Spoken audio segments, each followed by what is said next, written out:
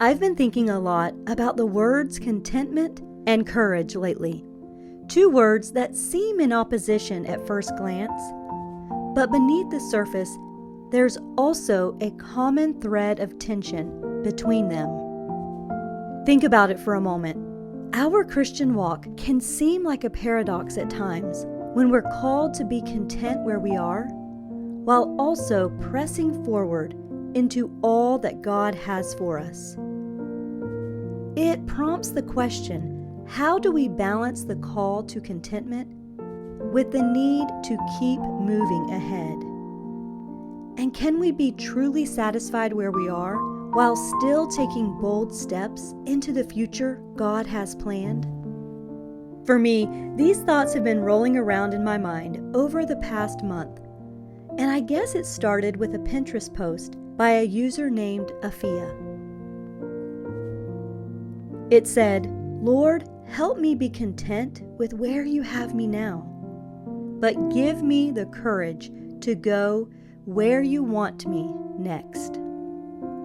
A simple prayer that stopped my scroll and caused me to repen the thoughtful statement. In retrospect, I think it's because I've never really given a lot of consideration to how courage and contentment work together. They seem at odds, but in reality, there is a beautiful harmony between them. I've made videos about contentment before, but this courageous perspective gave me pause. Scripture calls us to a life of deep, abiding peace in every season, whether in abundance or in lack.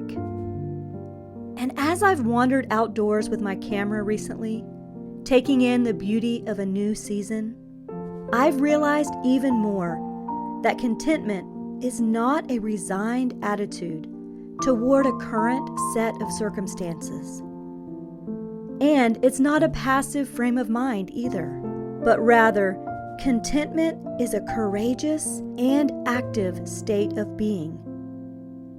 It's the courage to be still and the courage to follow God's call, to rest in God and to step forward in faith.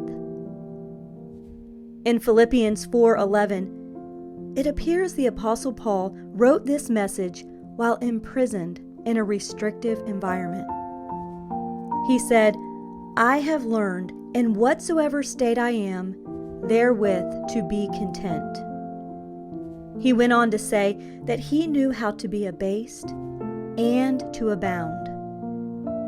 But just a few verses prior, he also gave instructions on the importance of how to channel our thought life. And it stood out to me as a cultivation of courage that has the potential to lead to contentment if we have the right frame of mind. It's even a stewardship of sorts, don't you think?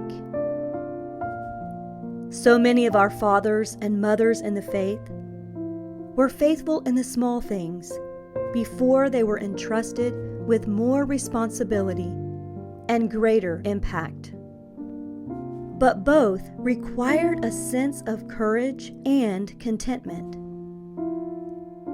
Consider Joseph, who cultivated contentment in prison before becoming courageous in the palace. Esther cultivated contentment in her calling before she became courageous in her stand. Paul cultivated contentment in hardship and became courageous in his mission. Ruth cultivated contentment in loss and became courageous in a new country. Daniel cultivated contentment in exile and became courageous in conviction.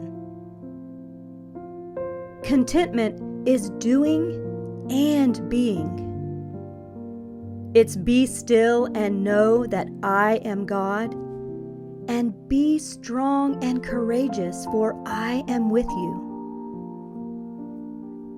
If you need a gentle reminder to hold on to these truths no matter what you're going through today, I created a free 1-month calendar with daily prompts to help each of us cultivate contentment right where we are, through small but meaningful acts of courage. The calendar is simple, colorful, and even a bit whimsical.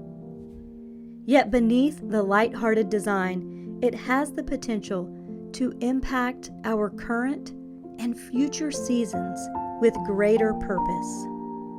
I'll include the link below, and I hope you check it out.